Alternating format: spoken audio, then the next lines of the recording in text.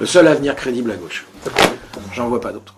Et avec Gaël, avec qui on va faire une conférence sur la question du travail, les retraites, etc., on se réécoute. Je lui dis, écoute, j'ai un truc, je voudrais ton avis. On écoute cette conférence, avec des micro-cassettes, je me rappelle. On comprend rien, mais on a l'impression que c'est important. Et donc Gaël dit, bon, papier, stylo, on se la repasse. Et donc on rentre dans la logique Friot, qui est absolument décisive en fait. Et du coup, on va parler de Friot sur scène. Du coup, des gens vont se mettre à aller voir ce qu'écrit Friot. Et son bouquin va passer d'un tirage, je crois, de 1000 à 16 000, enfin un truc hyper bizarre. Et lui, il comprend pas ce qui se passe. En fait, il comprend pas ce qui se passe jusqu'à ce qu'il découvre qu'il y a des gens qui, avec des conférences gesticulées, vulgarisent son travail. Et ce qu'il dit, c'est que c'est l'idée, pour moi, la plus importante pour la gauche actuellement, c'est que la révolution, c'est pas l'utopie. La révolution, c'est de pousser dans le capitalisme ce qu'il y a de révolutionnaire au sein du capitalisme, déjà. En l'occurrence, la sécurité sociale. La sécurité sociale est un système totalement anticapitaliste. Totalement. Donc Bernard Friot remet l'accent sur qu'est-ce que c'est que la sécurité sociale, qu'est-ce que c'est que le régime général de sécurité sociale, pourquoi c'est totalement anticapitaliste, et pourquoi il faut pousser ça, c'est-à-dire pourquoi il faut se battre pour augmenter les salaires et augmenter les cotisations patronales et non pas les diminuer. Alors ça permet de comprendre plein de choses. Ça permet par exemple de comprendre que la revendication des Gilets jaunes en termes de pouvoir d'achat, c'est une erreur. Il ne faut surtout pas réclamer du pouvoir d'achat. Le pouvoir d'achat, ils rêvent que de nous... Ils sont tout à fait d'accord pour nous filer du pouvoir d'achat. Ce qu'ils ne veulent pas, c'est nous filer du salaire. C'est très différent. C'est-à-dire que quand ils augmentent le net en baissant le brut, on a l'impression qu'ils augmentent nos salaires, puisque dans la poche, on a un peu plus. Mais en fait, en échange, ils nous baissent les retraites, ils nous baissent la sécu, ils nous baissent l'hôpital, ils nous baissent le... Tu vois, je veux dire, ils nous baissent le chômage, en échange. Et donc, si tu veux, ça c'est le coup de génie de ces ordures, si tu veux, c'est de dire, on augmente le net. Et donc les gens se disent, bon, ça va, on a du pouvoir d'achat. Pas du tout. Ils perdent du salaire, clairement, à ce moment-là. Et donc c'est Bernard Friot qui a permis de recomprendre, pour ceux qui avaient envie de s'y intéresser, ce que c'est que le salaire. Et le salaire, c'est pas le salaire net. C'est le salaire total. C'est-à-dire, le salaire, c'est l'hôpital. Piketty écrit un bouquin de 1000 pages de statistiques sur un siècle qui montre que l'impôt ne sert à rien. Alors il y a un moment, il faut quand même s'en rendre compte. Lui, il termine « Vive l'impôt » parce que c'est un croyant de la chose, mais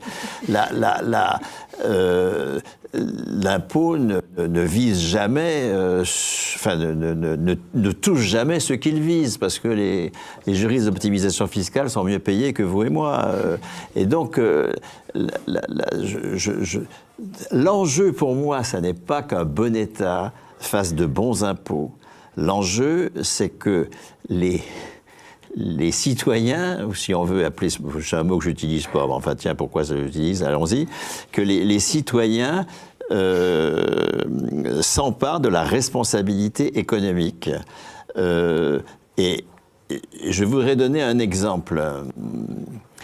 À partir de ce que j'ai dit de la grande réussite, de ce que nous avons fait dans les années 60, lorsqu'on a augmenté nettement le taux de cotisation maladie pour pouvoir à la fois conventionner les professionnels de santé, qui jusqu'ici ne l'étaient pas, la médecine ambulatoire n'était pas remboursée, etc.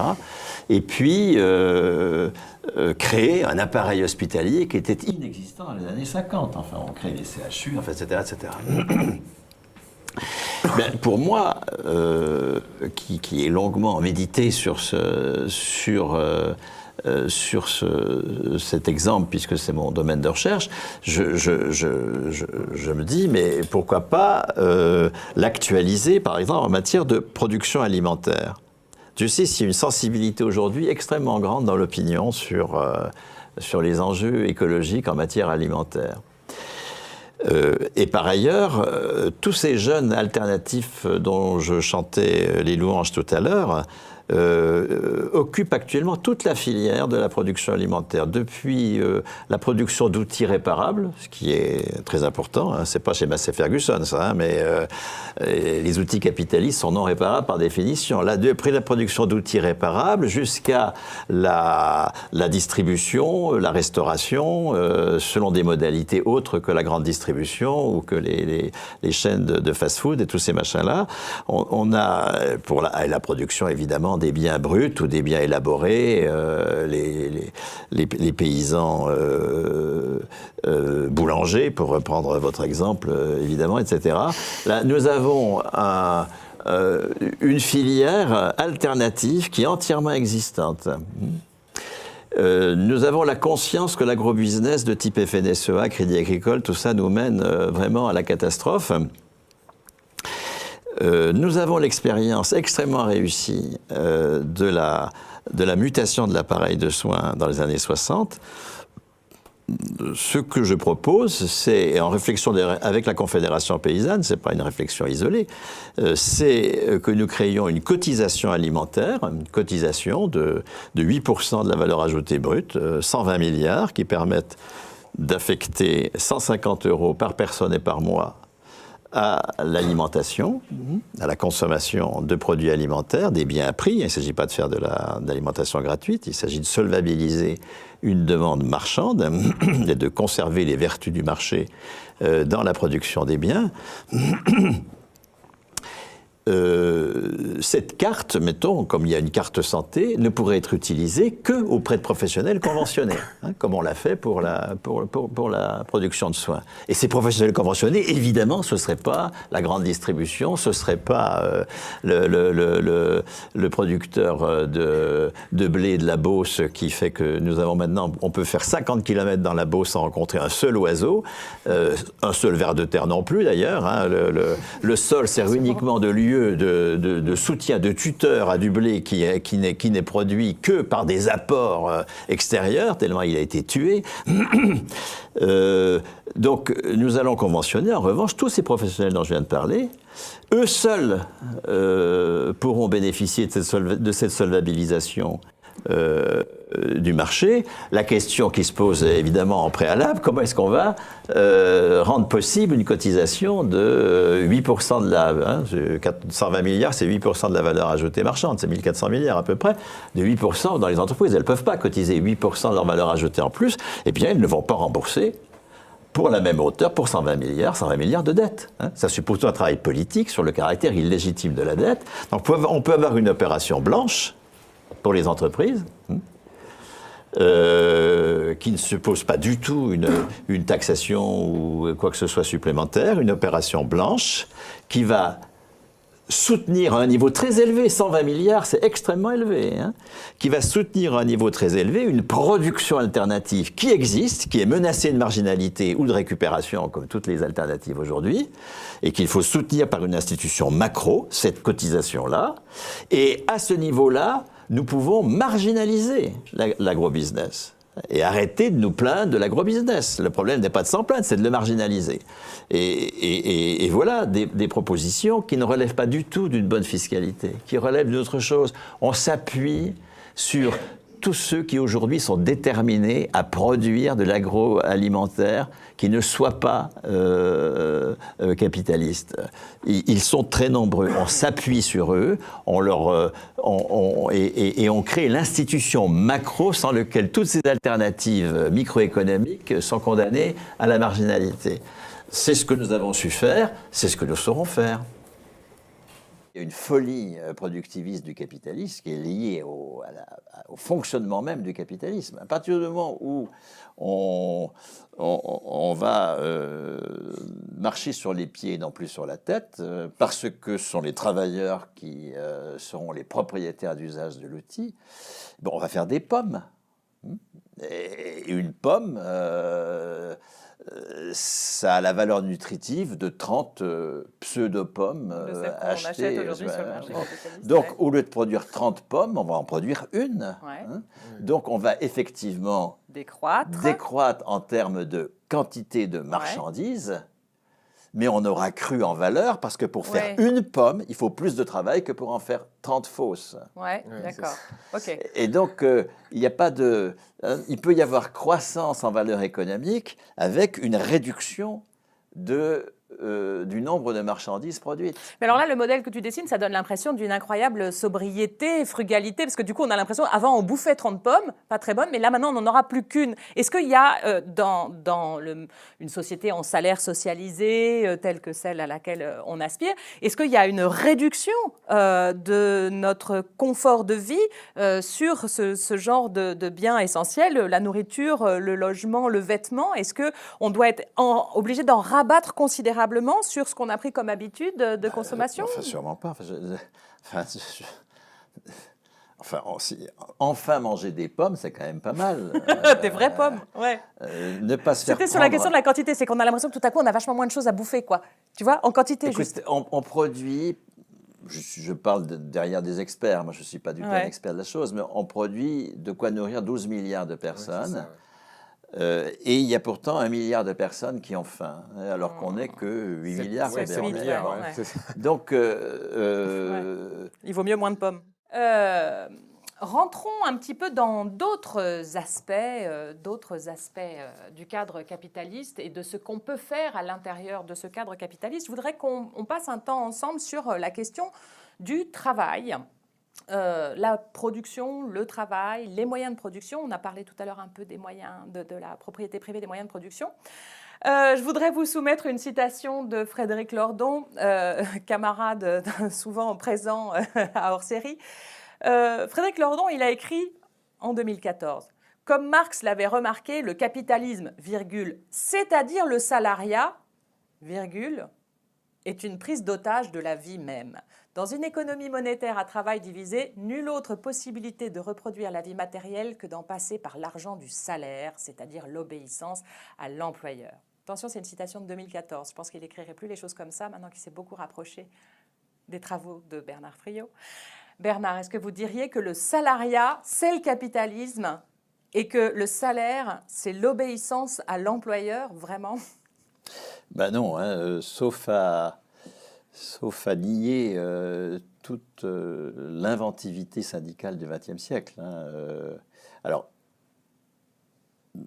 Marx, comme tous les savants du XIXe siècle, utilise le mot salaire hein, pour définir la rémunération capitaliste comme prix de la force de travail. Mais au XIXe siècle, le salaire n'est pas du tout institué. Hein. C'est un terme qui d'ailleurs n'est pas utilisé en dehors de la langue savante. Et lorsque le salaire va s'instituer, après l'invention du contrat de travail, hein, dans le Code du travail de 1910, hein, je renvoie à l'excellent ouvrage de Claude Didry, hein, L'institution du travail, ça a été pour la CGT hein, qui venait de se constituer. Et d'ailleurs, le Code du travail, c'est une conquête de la CGT aussi. Ça va être l'occasion pour la CGT d'instituer le salaire et sur un mode anticapitaliste. Donc le salaire, ça peut être un outil anticapitaliste. C'est même pas conçu. Que ça peut, c'est conçu comme un outil anticapitaliste. Le salaire tel qu'il s'institue, je ne parle pas tel qu'il existe comme mot dans la langue. Mais tel qu'il s'institue à partir des conventions collectives de 1919, autour du terme de qualification, hein, et autour de l'invention de la qualification, c'est-à-dire de définir le salaire, non pas à partir des besoins dont la force de travail est porteuse pour faire telle activité, ce qui est la pratique capitaliste de la rémunération, qui aujourd'hui embauche des jeunes diplômés sur un contrat de mission, du salaire à la tâche, enfin, etc. Contre cela, la pratique syndicale, en permanence combattue par les employeurs, va imposer le salaire à la qualification, qui est la reconnaissance d'une contribution à la production de valeur économique, minorée du profit, évidemment. Hein. Et mieux encore, la bagarre autour du statut de la fonction publique va inventer le salaire à la qualification personnelle, et pas simplement à la qualification du poste, comme dans la convention collective, qui fait que si on n'a pas de poste, ben on est à poil. Dans la qualification personnelle, telle qu'elle se construit avec le grade de la fonction publique, la distinction entre le grade et le poste, là on a une affirmation que la personne est titulaire du salaire et de la qualification. Et c'est une institution qui balaye le marché du travail.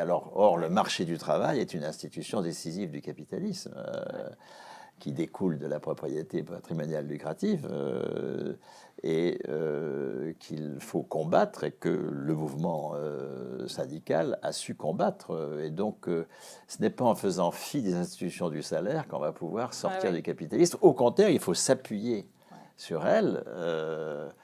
Il y a le statut de la fonction publique, il y a le régime général de sécurité sociale, etc. Enfin, on pourrait y revenir. Donc, en aucun cas, en tout cas, oui, on ne peut définir le capitalisme par le salariat. Le salariat, c'est une institution, c'est une classe en train de se construire. De même que la bourgeoisie s'est progressivement construite entre le XIVe et le XVIIIe siècle pour imposer un autre mode de production que le mode de production féodal, le salariat, c'est une classe qui est en train de se construire pour imposer le communisme à la place du capitalisme.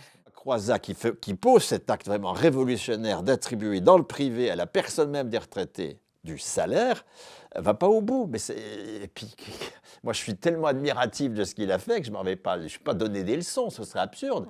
Mais si 70 ans plus tard, on n'est pas capable de dire, mais enfin, on a la preuve, on l'a eu pendant le confinement. Heureusement que les fonctionnaires, les retraités ont conservé leur salaire. Heureusement que les salariés du privé, qui avaient un salaire de la convention collective, ont eu 84% de leur salaire, quoi qu'ils aient fait. Heureusement que le salaire a été attaché à la personne, sinon mais notre économie se serait effondrée, comme elle s'est effondrée dans les années 30. Donc on a fait l'expérience massive que le fait que le salaire soit non pas le résultat d'une production passée, mais la condition pour qu'il y ait production. C'est une expérience absolument massive qu'il faut maintenant, qui nous oblige à être à la hauteur de cette expérience pour dire, mais attendez, nous allons supprimer la condition d'activité. La Fédération européenne des syndicats revendique partout en Europe depuis des années un écart des rémunérations de 1 à 20. Ça veut dire 25 000 euros. Franchement, on arrive à joindre les deux bouts avec 25 000 euros net par mois. On l'a proposé plusieurs fois dans un certain nombre de textes de loi, de fixer des écarts maximum de rémunération. Il y avait même une tribune dans l'IB il y a maintenant 7-8 ans qui avait été écrite, qui était un peu moins ambitieuse que de 1 à 20, mais oui, ça c'est possible. Rien ne l'empêche. Je conteste ce 1 à 20 parce que la gauche est inaudible, parce que sa proposition ne vaut pas le coup.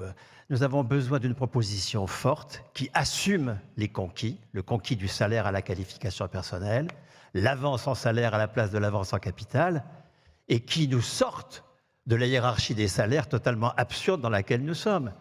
Le rapport interdécile dans les conventions collectives les mieux payées, c'est-à-dire le rapport entre les salaires des 10% les moins payés et des 10% les mieux payés, est de 1 à 3. Dans la fonction publique aussi, pas le rapport des salaires évidemment effectifs, mais des interdéciles. Passons à un rapport de 1 à 3 des salaires. Enfin, si nous sommes à 1700 ou 1800 euros net par mois le SMIC, on ne va pas légitimer dans un rapport de 1 à 20 un salaire mensuel de 34 000 euros. Enfin, c'est un scandale. Comment voulez-vous susciter une adhésion? C'est ça le problème de la gauche, c'est qu'il n'y a pas d'adhésion à son projet. Comment voulez-vous susciter une adhésion à un projet sur des bases aussi absurdes qu'une échelle des salaires de 1 à 20, 1 à 3, personne en dessous de 1800 euros, tout le monde a 1800 euros à 18 ans, et un salaire maximum de 5000 euros. Au-delà de 5000 euros par mois, que voulez-vous faire en dehors d'emmerder le monde? Enfin, il n'y a aucune légitimité.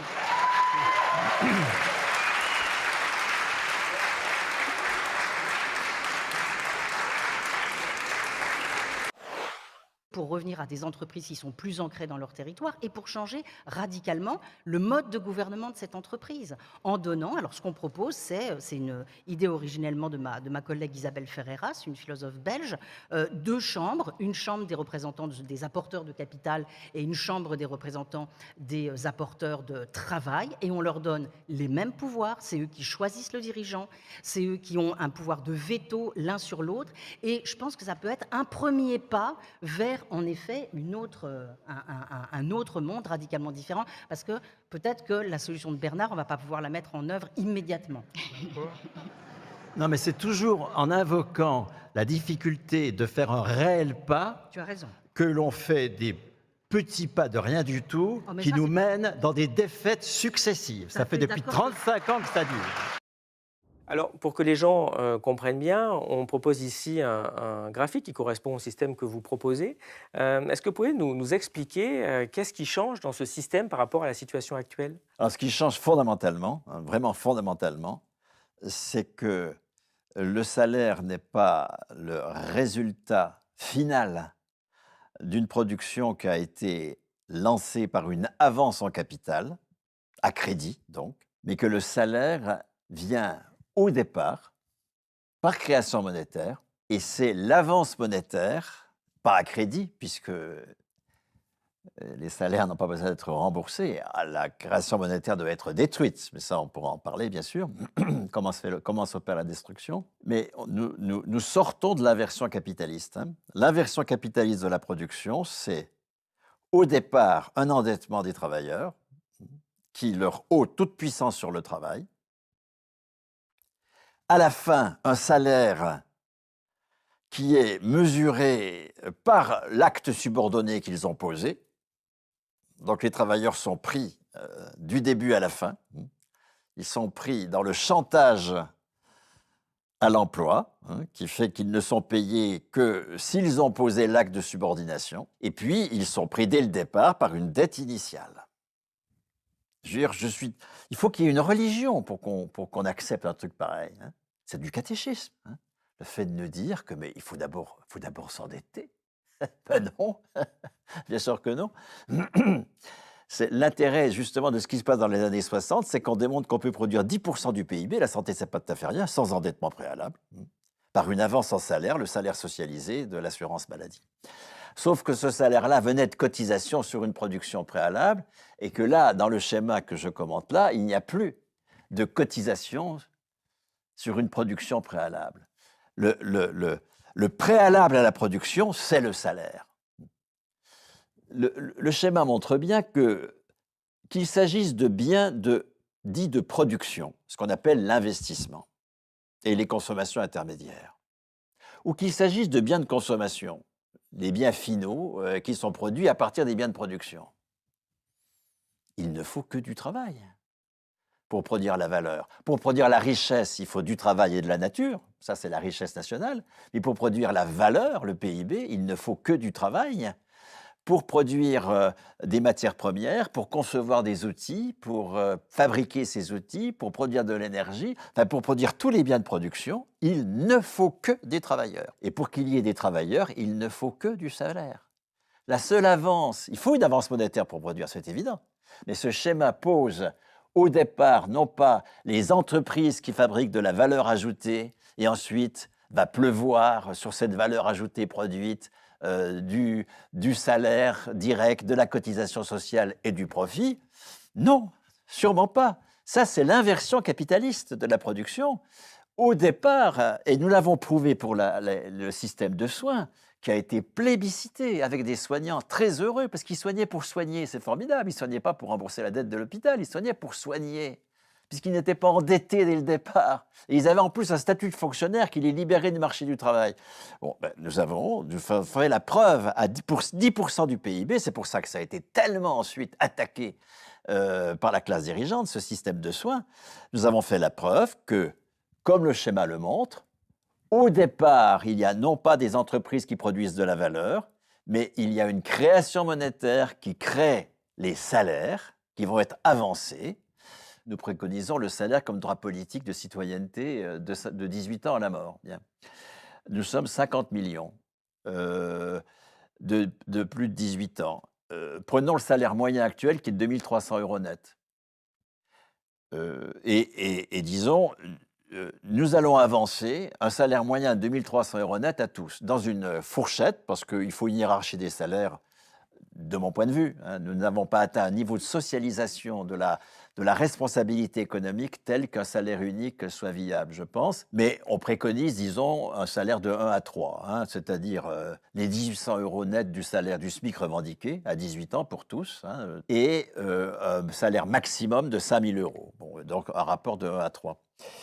Mais qui donnerait donc un salaire moyen de 2300 € comme aujourd'hui. Bon, ben pour qu'il y ait un salaire moyen de 2300 € pour les 50 millions de plus de 18 ans que nous sommes, il faut 1500 milliards. Alors, il faut que la création monétaire de 1500 milliards ait évidemment en face d'elle 1500 milliards de production en valeur pour que la création monétaire ne soit pas purement inflationniste, hein. C'est pour cela que dans le schéma, vous avez évidemment une production de valeur correspondant à l'avance en salaire. Mais nous sommes en parfaite capacité, évidemment, à produire 1500 milliards. Nous en produisons 2,4 à peu près, enfin 2400 à peu près. Donc, et en plus, lorsque c'est nous qui déciderons au travail, alors nous allons réduire des productions qui, d'un point de vue écologique, sont absurdes. Nous allons réduire des productions qui, d'un point de vue anthropologique, sont absolument absurdes. Mais nous allons augmenter des productions qui, elles, sont absolument nécessaires pour que chacun ait un niveau de vie à la hauteur précisément de ce salaire moyen de 2300 €. Donc, nous allons évidemment produire l'équivalent de cette avance monétaire. Et cette avance monétaire, elle sera ensuite détruite, hein, parce qu'il faut qu'à la fin de chaque cycle, évidemment, la monnaie créée soit détruite. Comment? Dans le schéma, vous avez une distinction entre les productions à prix et les productions de biens de production. Seuls les biens de consommation, biens et services, hein, ont un prix. Les échanges entre entreprises, c'est-à-dire les échanges de biens et services de production, ne relève pas d'échanges monétaires. C'est un échange comptable avec des exigences de rentabilité, des exigences de rapport entre l'input et l'output. Et évidemment, c'est pas bien sûr, hein, mais la monnaie n'intervient pas dans les échanges interentreprises. La monnaie, c'est les salaires. Ça n'est que les salaires qui servent à acheter les biens à prix. Donc, les entreprises qui vendent les biens à prix, les salaires de leurs salariés sont payés par la caisse des salaires. Et c'est ce que vous proposez. Bien sûr. Donc, il y a une caisse des salaires, donc c'est plus les entreprises qui payent directement les salaires. Bien sûr que non. C'est comme aujourd'hui, quand les entreprises elles payent une cotisation vieillesse à la sécurité sociale, et que la sécurité sociale paye derrière la retraite. Les entreprises payent une cotisation chômage, et donc c'est la caisse de chômage qui paye le chômage. Vous proposez qu'il y ait une caisse de salaire où les entreprises vont donner l'argent à la caisse des salaires pour que la caisse des salaires paye les salaires. Ben aujourd'hui, on a déjà en moyenne, hein, enfin quoique ça a été diminué avec les exonérations de cotisation patronale au-delà de 1,6 SMIC. En gros, 45% du salaire est déjà socialisé. Il n'est pas payé par l'entreprise. Il relève déjà d'une socialisation de la valeur.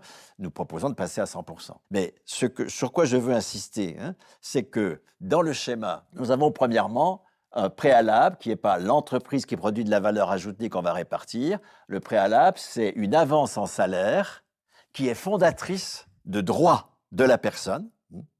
Si mes droits dépendent de mon contrat de travail, mais je vais la fermer dans l'entreprise. Je vais écouter les sirènes d'une direction qui me dira bon, je ne vais pas donner mon avis, vraiment. Donc il n'y aura pas de communisme. Le communisme, c'est quand les travailleurs eux-mêmes décident. Donc il faut que les droits économiques soient des attributs de la personne. Donc au départ, il y a distribution des 1500 milliards nécessaires pour que tous les plus de 18 ans, tous les résidents, hein, donc nous allons assumer ce déjà-là d'un trésor public qui paye les fonctionnaires. C'est pas chaque administration qui paye ses fonctionnaires. La totalité des salaires va être assumée, non pas par chaque entreprise, mais par des caisses de socialisation de la monnaie, enfin de création monétaire et de socialisation de la monnaie. Et puis alors évidemment, charge à ces travailleurs de produire les biens de production et les consommations intermédiaires, d'une part, qui sont des biens échangés sans prix, mais avec une valeur comptable. Et puis, les biens finaux, eux, sont vendus par les entreprises qui produisent ces biens et services finaux. Ces entreprises n'ont pas payé leurs salariés, ces entreprises n'ont pas payé leurs investissements, n'ont pas payé leur consommation intermédiaire. Elles vont donc verser la totalité de leur chiffre d'affaires à la caisse de la monnaie, aux caisses de monnaie, et la monnaie sera détruite à la fin du cycle. Alors, nous ne pouvons pas produire tout ce dont nous avons besoin pour des raisons à la fois climatiques et autres. Et par ailleurs, nous produisons des choses en excédent. Il y a évidemment, par ailleurs, à côté de cela, un dispositif de commerce international qui assure les achats des importations et les ventes des exportations. Donc, dans votre système, donc les employeurs ne payent plus les salaires, mais il reste bien des entreprises. Mais qu'est-ce qui se passe au niveau de la fonction? C'est quoi le rapport entre l'entreprise et l'employé dans ce cas-là? Ah non, les entreprises sont décisives, évidemment. Évidemment. Les lieux où se produit la valeur sont des lieux absolument décisifs, mais ils ne sont plus marqués par l'inversion capitaliste. Les travailleurs ne sont pas sous la dépendance de prêteurs, d'investisseurs, d'opérateurs de marché, pour prendre les 3 grands acteurs du capital aujourd'hui. Les travailleurs décident. Donc le rapport des travailleurs à l'entreprise a complètement changé. Alors ça ne se fait pas en 5 minutes, parce que nous avons eu, quand je contestais le fait que nous soyons en démocratie, nous avons eu dès notre enfance une telle socialisation à l'irresponsabilité en matière économique. Nous avons été éduqués à la compétition sur le marché du travail, ça l'école fait ça très bien, hélas, mais pas du tout à la responsabilité économique, à la co-responsabilité, à la prise de décision, à l'apprentissage de la collaboration. On a appris la compétition, etc. etc. Donc ce n'est pas en 5 minutes que le rapport des travailleurs à l'entreprise va bouger. Mais nous avons déjà quand même des expériences intéressantes lorsque des entreprises sont reprises par leurs salariés. Quand Unilever abandonne la production de thé et que c'est les travailleurs de l'usine qui produisaient les thés qui reprend et qui produit des thés, les 1336, puisqu'ils ont eu 1336 jours de grève pour arriver à cette situation. Eh bien là, il y a un apprentissage dans ces coopératives de la codécision, un apprentissage qui n'est pas si simple que ça, parce qu'il y a quelques avantages secondaires à ne pas prendre de décision et à être soumis. Donc il y a tout un long apprentissage, ça suppose une toute autre école, une autre socialisation primaire, bien sûr. Et ce que je propose effectivement avec Réseau Salariat, l'association d'éducation populaire dont je fais partie, ce que nous proposons dans l'équipe de recherche dont je fais partie, l'Institut européen du salariat, qui publie une revue annuelle Salariat, qui est un site avec également des articles affichés sur ce site, indépendamment de la revue papier, qui est une revue annuelle qui s'appelle Salariat. Ce que nous préconisons, c'est effectivement d'étendre à l'ensemble des majeurs, comme expression de la souveraineté populaire, comme expression d'une citoyenneté enrichie de sa dimension économique, nous proposons que chacun de 18 ans à sa mort soit titulaire d'un salaire entre 1800 et 5000 euros par mois. Oui, parce que, pour bien résumer, un fonctionnaire, un prof par exemple, agrégé, va être embauché, rentrer dans la fonction publique en tant que fonctionnaire. Et dans ce cas-là, on va lui dire, simplifions, qu'il a un salaire de 2000 euros. En fait, il a un salaire à vie parce que vous considérez que quand il passe à la retraite, il continue évidemment à toucher de l'argent qu'on appelle retraite, mais vous dites oui, c'est toujours un salaire en fait, c'est un salaire à vie. Et donc en effet, si le prof change de poste ou pas, il aura toujours le même salaire en tout cas. Donc un fonctionnaire a bien de facto un salaire à vie dès qu'il est embauché jusqu'à son décès qui couvre ses faits. Donc quand on parle de salaire à vie, on peut dire déjà, mais c'est exactement ce qui se passe sur la fonction publique si on l'analyse avec ce regard-là déjà Absolument. Absolument. Le fonctionnaire change de salaire quand il change de qualification personnelle, quand il passe un concours qui fait qu'il va changer de qualification, qu'il va changer de grade. La pension de retraite des fonctionnaires, c'est la poursuite du salaire moyen des 6 dernières années. À l'époque, il n'y avait pas d'inflation structurelle au 19e siècle, donc c'était celui des 6 dernières années. C'est devenu les 6 derniers mois avec l'apparition de l'inflation structurelle à partir de la guerre de 14. Mais le Trésor public continue à payer les fonctionnaires. Un fonctionnaire continue à être payé, c'est du salaire continué. Et c'est ce modèle-là que nous pouvons généraliser, bien sûr.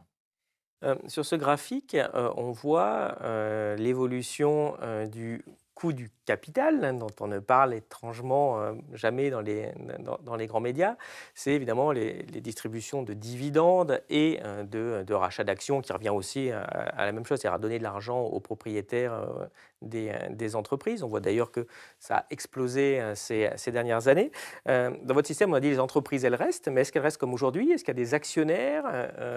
Est-ce qu'on continue à payer des propriétaires de capital? Comment ça marche? Ah non, hein, la propriété lucrative qui a commencé à disparaître, encore une fois, tout ce que je propose comme analyste du salaire et de la sécurité sociale repose sur des déjà-là que j'ai observés empiriquement. J'insiste sur ce point. Hein, je ne pars pas, je ne suis pas un réformateur social qui a un système. J'aime pas qu'on définisse ce que je dis comme un système, parce que moi, j'essaye de tirer pour le présent et l'avenir tout ce que nous avons déjà construit ensemble. Alors, il y a déjà des entreprises qui fonctionnent sans capital. La production d'éducation se fait sans capital, la production de santé se fait sans capital, sauf que notre adhésion à la logique, à la religion capitaliste fait que nous appelons la production de santé dépense de santé. La production d'éducation dépense d'éducation. Parce qu'évidemment, le récit que la bourgeoisie capitaliste nous insuffle en permanence, évidemment, auquel elle nous habitue par toute une liturgie, mais vraiment une liturgie. Si vous prenez le studio d'enregistrement d'une chaîne de milliardaires, CNews ou peu importe, c'est un lieu de liturgie avec des prêtres qui psalmodient, ce qu'on appelle des débatteurs, d'accord, des curés qui psalmodient la religion, avec un animateur qui célèbre le culte. Enfin, nous sommes dans la religion. Alors, nous avons été effectivement inscrits dans la pensée que ce qui ne génère pas de profit n'est pas de la production, c'est de la dépense. Donc, on parle dépenses d'urbanisme, dès lors que c'est une collectivité publique qui s'en charge de dépenses de santé, dès lors que ce n'est pas des groupes capitalistes privés qui assurent les soins. Mais de fait, nous avons déjà toute une partie de la production qui est faite sans logique capitaliste, hors logique capitaliste, bien sûr. Et alors, ce que les collègues de Lille, quand ils ont inventé, pour la CGT d'ailleurs, c'est la CGT qui leur avait fait ses commandes, ce concept de coût du capital, montre très bien, c'est effectivement que ce coût explose complètement. Les 100 milliards viennent grever, pour une utilité sociale nulle, la production que nous faisons collectivement, bien sûr. Dans ce modèle, est-ce qu'il reste des marchés financiers? Est-ce qu'il reste des systèmes aussi de dette, d'endettement? Comment ça marche? Non, c'est ce qu'il faut bien voir. Les échanges interentreprises ne relèvent pas d'échanges monétaires. Là, vraiment, je renvoie ceux qui nous écoutent au site de Réseau Salariat, réseau-salariat.info. On met l'adresse en commentaire. Ouais. Et il y a un onglet monnaie du salaire à vie, je ne sais pas, enfin quelque chose où ils trouveront beaucoup de textes, de réflexions sur ces questions-là, dont je ne suis pas du tout l'initiateur. Moi, je suis plutôt admiratif. Et dans votre modèle, qu'est-ce qui se passe avec la retraite pour les salariés donc du privé? Il y a toujours un système de retraite ou c'est la caisse des salaires qui verse la retraite? Comment ça marche? La caisse des salaires verse jusqu'au bout, jusqu'à la mort. Mais encore une fois, ce n'est pas nouveau. Le Trésor public fait cela pour les fonctionnaires. Donc quand même pour 6,5 millions de personnes. Donc il s'agit d'étendre cette situation. Et puis, ce n'est pas chaque entreprise qui paye ses retraités aujourd'hui. C'est bien la caisse d'assurance vieillesse ou les différentes caisses qui payent. Donc la retraite, c'est effectivement une grande question, cette affaire. Moi, je suis retraité depuis 15 ans. J'ai la chance d'avoir un métier que je peux continuer. Alors, je n'enseigne plus. Dès lors que j'étais en retraite, je ne pouvais plus enseigner. Mais j'ai pu transposer cette activité d'enseignement dans des activités d'éducation populaire, de débat à l'initiative de syndicats, d'associations, de partis politiques qui m'invitent pour des débats publics. Et puis, d'activité de recherche, je l'ai évidemment continué. Et je compte bien la continuer jusqu'à ma mort. La prétendue libération du travail de la retraite, c'est une amputation en réalité. Ah non, je n'ai plus de responsabilité dans le système éducatif. Ah oui, mais je vais faire du soutien scolaire. J'ai plus de responsabilité dans la production d'alimentation. Ah oui, mais je vais faire de l'aide alimentaire.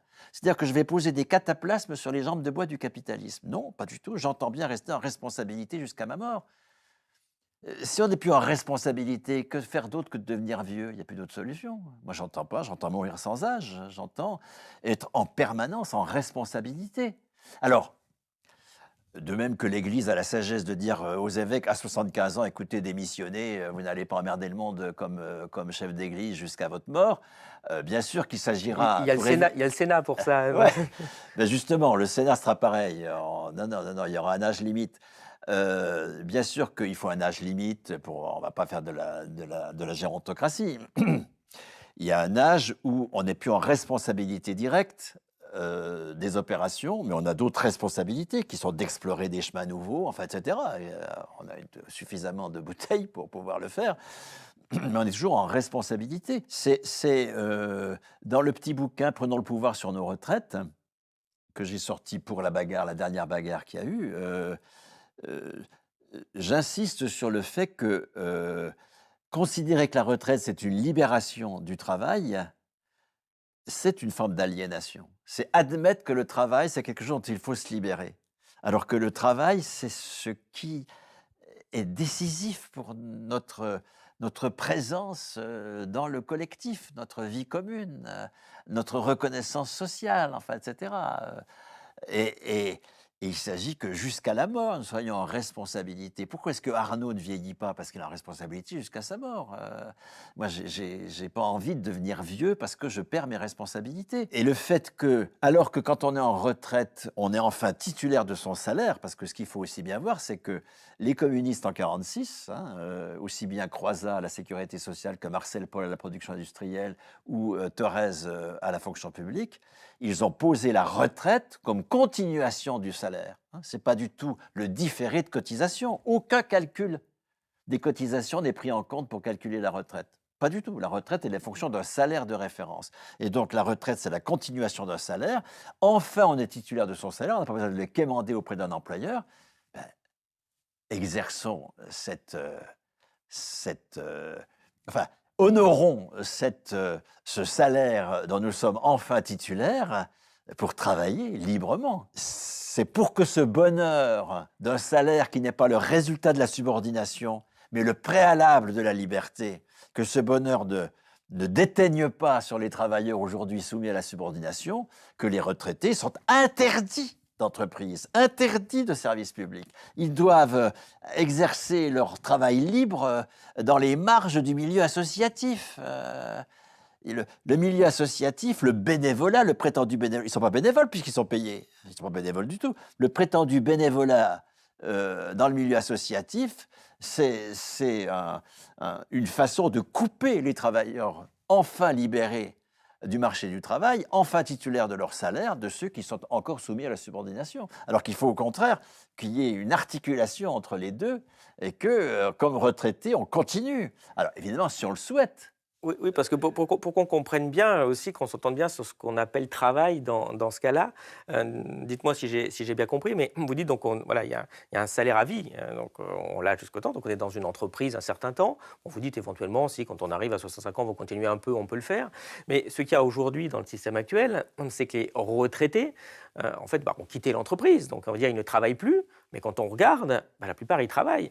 Ils travaillent différemment. Alors, soit ils sont bénévoles dans une entreprise, donc évidemment ils ne sont pas dans une association, donc ils ne sont pas payés par l'association. En fait, ils ont bien la retraite qui est une espèce de salaire. Donc si vous regardez, en fait, vous êtes toujours un salaire de la société et vous avez une activité que vous choisissez librement. Ou même si vous n'êtes pas dans ce cadre-là, à la rigueur, j'ai presque envie de dire aussi, mais quand vous gardez vos petits-enfants, vous avez aussi une activité qui normalement serait marchande. Si vous n'étiez pas là, il faudrait bien payer quelqu'un. Donc c'est toujours une activité, vous savez, donc vous travaillez toujours différemment, vous l'avez choisi, mais vous n'êtes pas assis toute la journée dans un fauteuil à regarder la télé. Enfin, en tout cas, on l'espère. Sinon, en effet, ça va dégrader votre santé. Donc, dans votre idée, c'est finalement la société reconnaît la valeur des seniors aussi dans leurs activités qui pourraient être soit un peu dans l'entreprise, soit s'ils sont fatigués, s'ils ont eu des travaux pénibles, ça peut être dans des associations, ça peut être avec la famille. Donc, il y a toujours cette reconnaissance.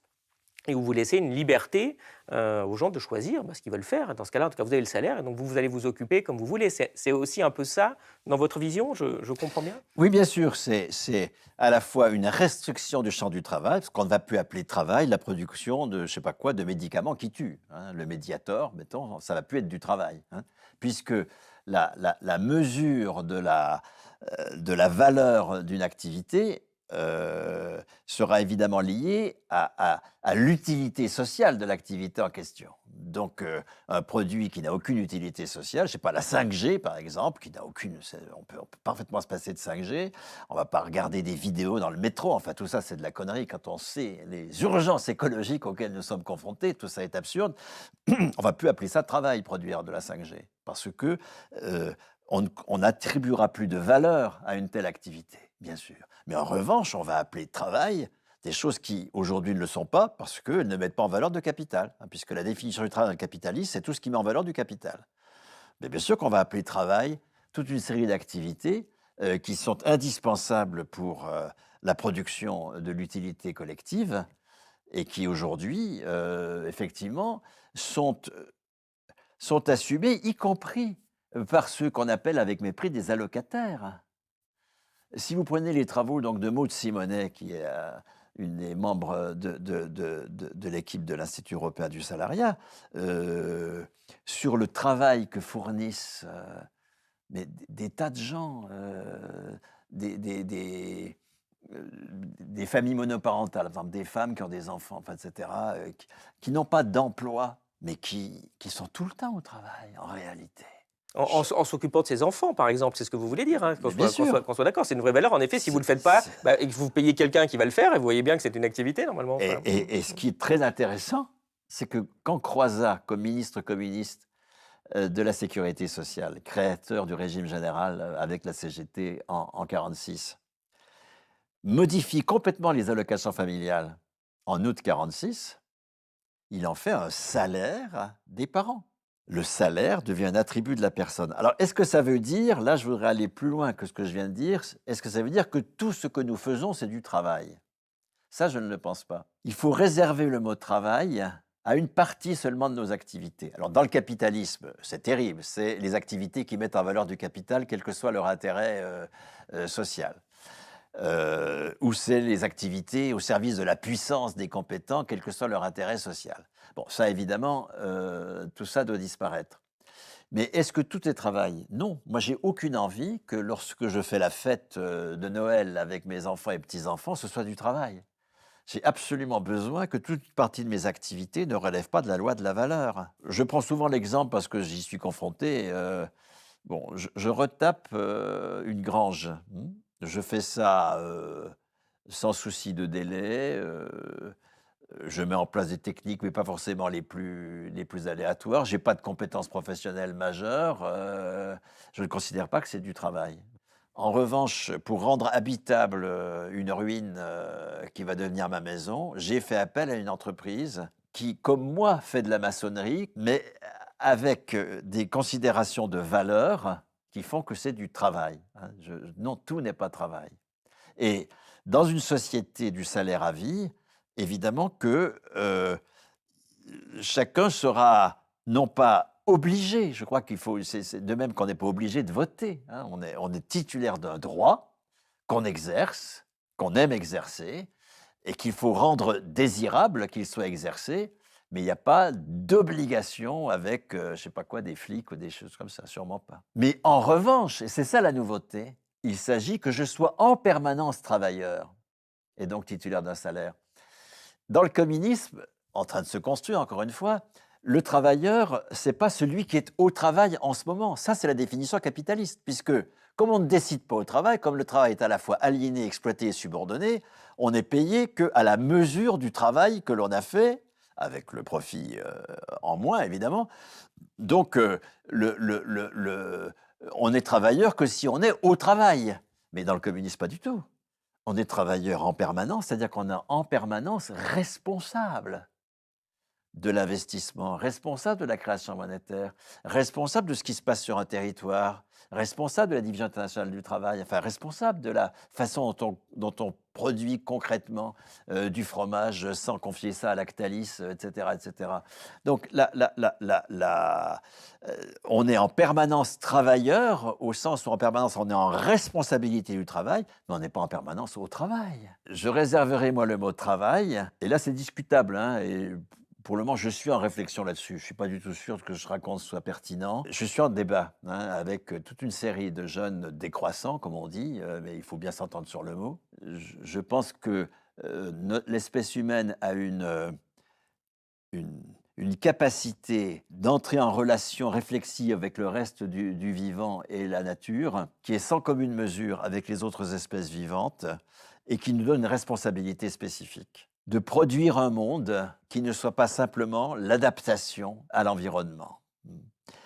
Alors, non pas la production capitaliste folle de rendre impossible notre vie sur la planète pour aller conquérir Mars, tout ça pour moi c'est absurde, certainement pas, mais pas non plus une forme de démission collective où nous serions condamnés à un monde fini. Je pense qu'il y a, si nous voulons entretenir une production de nourriture en cohérence avec toute la dynamique du vivant, il faut changer radicalement, évidemment, notre rapport au reste du vivant dans la production d'alimentation, parce qu'elle est folle. Mais justement, en finir avec cela, ça va supposer d'entretenir avec le reste du vivant des relations toutes nouvelles, avec un apprentissage très long, avec pour moi, un infini qui s'ouvre à nous, qui est nouveau, et que j'appelle travail. Lorsqu'on mobilise au service de cet infini de la science, de la technologie, de l'organisation, à l'échelle cohérente, locale ou internationale.